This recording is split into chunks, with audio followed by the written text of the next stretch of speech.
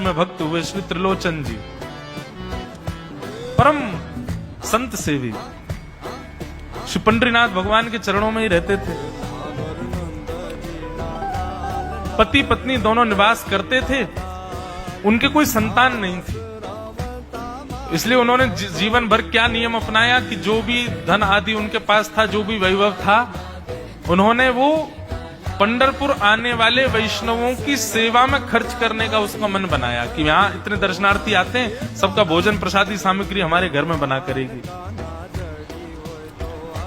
तो श्री त्रिलोचन जी पंढरपुर आने वाले दर्शनार्थियों को घर बुला करके प्रेम से भोजन पवाते थे,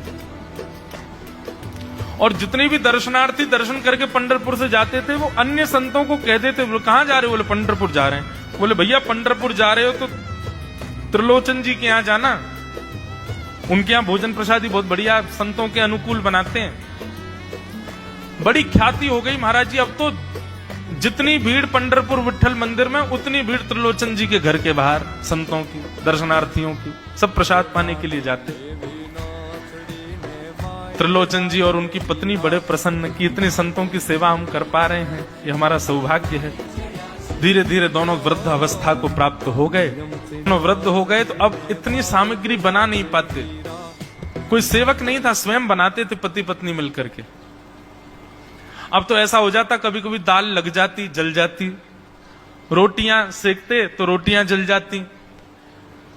वृद्ध अवस्था, थक भी गए थे बहुत ज्यादा, तो प्रसाद पवाते तो थे, संत जन बेचारे प्रेम से स्वीकार तो करते, पर अब स्वाद नहीं होता था, तो बेचारे जैसा था उसको पाते, थोड़ा बहुत पा करके चले जाते। धीरे धीरे संतों का आगमन अब कम होने लगा। त्रिलोचन जी इस बात से बड़े परेशान हो गए, बोले भैया संत हमारे घर से आना बंद हो गए, हम क्या करें? तो श्री त्रिलोचन जी महाराज ने बाहर एक बड़ा सा कुछ होर्डिंग जैसा लगा दिया, उस पर लिख दिया कि अंदर कोई संत सेवा आदि के लिए एक सेवक की आवश्यकता है, अगर किसी के अंदर सेवा भाव हो तो वो आकर के भीतर संपर्क करे। सेवा, ब्रजवासी सेवा, गौ सेवा, इन सब सेवाओं के प्रकल्प में यदि आप सेवक की कामना करोगे तो कहीं ना कहीं किसी ना किसी रूप में ठाकुर जी आएंगे सेवा के लिए। त्रिलोचन जी ने बाहर लिख दिया कि भाई संत सेवा के लिए सेवक की आवश्यकता है, यदि कोई सेवा